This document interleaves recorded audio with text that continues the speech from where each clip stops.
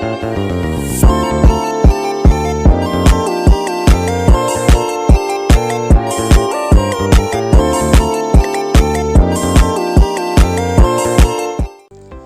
pertama, dinamika pendidikan Pancasila. Dinamika pendidikan Pancasila merujuk pada proses perubahan dan pengembangan pendidikan Pancasila guna pengembangan pribadi yang dinamis dan responsif terhadap perubahan di lingkungan sosial. Hal ini sangat penting untuk menjamin relevansi dan efektivitas pembelajaran Pancasila serta mendukung tujuan utama pendidikan Pancasila dalam mengembangkan karakter, moralitas, dan etika yang baik dalam masyarakat. Dalam dinamika Pancasila, penting untuk melibatkan semua pihak yang terkait dalam proses pengembangan pendidikan Pancasila, termasuk siswa, guru, orang tua, dan masyarakat. Selain itu, dinamika pendidikan Pancasila juga harus senantiasa mengikuti perkembangan zaman dan budaya sehingga dapat memberikan manfaat yang lebih besar bagi pembelajarannya. Yang kedua, tantangan pendidikan Pancasila. Tantangan pendidikan Pancasila di era modern dibagi menjadi 3, yaitu yang pertama globalisasi, yang kedua radikalisme dan intoleransi, yang ketiga korupsi. Globalisasi adalah proses integrasi ekonomi politik, sosial, budaya, dan ekonomi antar negara di dunia. Globalisasi membawa dampak positif maupun negatif bagi Indonesia. Dampak positifnya adalah Indonesia dapat memperluas pasar, meningkatkan kerjasama, memperoleh informasi. Dan dampak negatifnya adalah Indonesia dapat kehilangan identitas nasional, tergantung pada negara lain, terpapar oleh budaya asing. Yang kedua, radikalisme. Radikalisme adalah paham atau gerakan yang ingin mengubah secara drastis atau radikal suatu sistem atau tatanan yang ada. Radikalisme dapat bersifat politik, agama, sosial, budaya. Radikalisme dapat bersumber dari ketidakpuasan, ketidakadilan, dan ketidakpercayaan. Radikalisme menimbulkan tantangan bagi Pancasila sebagai dasar negara karena dapat mengganggu stabilitas dan keamanan nasional. Radikalisme juga dapat menimbulkan intoleransi, diskriminasi, kekerasan, terorisme. Pancasila harus mampu menangkal dan mencegah radikalisme dengan cara menekankan hukum, memberikan pendidikan, dan memperdayakan masyarakat. Yang berikut, intoleransi. Intoleransi adalah sikap atau perilaku yang tidak mau menghormati atau menghargai perbedaan atau keragaman yang ada di masyarakat. Intoleransi dapat terjadi pada bidang agama, etnis, ras, budaya, dan politik. Intoleransi dapat bersumber dari fanatisme, primordialisme, dan eksklusivisme. Intoleransi menimbulkan tantangan bagi Pancasila sebagai dasar negara karena dapat merusak persatuan dan kesatuan bangsa Indonesia.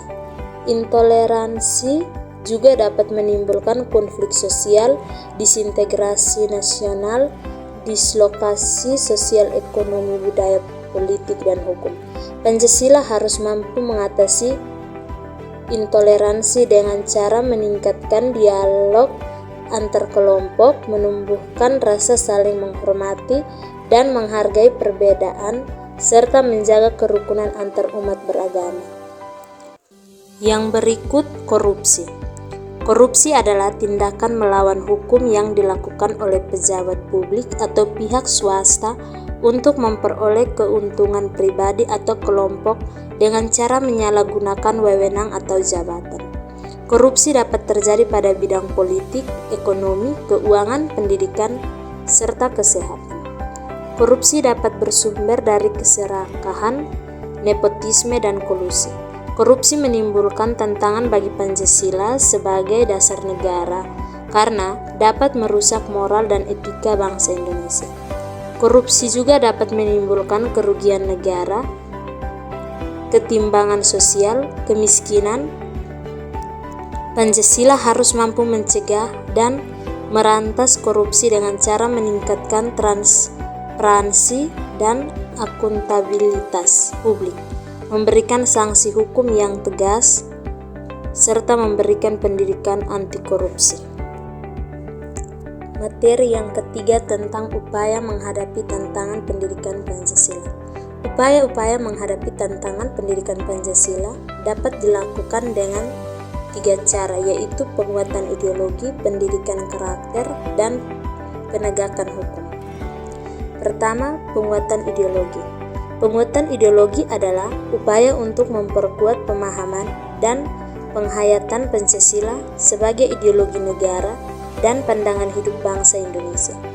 Penguatan ideologi dapat dilakukan dengan cara mengembalikan fungsi Pancasila sebagai paradigma pembangunan nasional, mengaktifkan kembali lembaga-lembaga yang berkaitan dengan Pancasila seperti Badan Pembinaan Ideologi Pancasila atau BPIP, mengintegrasikan Pancasila dalam kurikulum pendidikan formal dan non-formal, mengadakan sosialisasi dan edukasi Pancasila secara masif dan berkelanjutan. Yang kedua, pendidikan karakter. Pendidikan karakter adalah upaya untuk membentuk dan mengembangkan karakter bangsa Indonesia yang sesuai dengan nilai-nilai Pancasila. Pendidikan karakter dapat dilakukan dengan cara mengimplementasikan nilai-nilai Pancasila dalam proses belajar mengajar di sekolah, kampus, dan lembaga pendidikan lainnya. Mengembangkan budaya sekolah yang berbasis Pancasila, memberikan contoh teladan dan bimbingan dari guru dan orang tua serta tokoh masyarakat. Yang ketiga, penegakan hukum. Penegakan hukum adalah upaya untuk menjamin terlaksananya supremasi hukum dan hak asasi manusia di Indonesia. Penegakan hukum dapat dilakukan dengan cara mereformasi sistem peradilan yang independen, profesional, dan akuntabel, memberantas praktik-praktik korupsi, kolusi, dan nepotisme di semua sektor publik dan swasta, serta memberantas tindak pidana terorisme, radikalisme, dan separatisme. Sekian dari materi yang saya berikan, semoga bermanfaat. Jumpa lagi pada video berikutnya.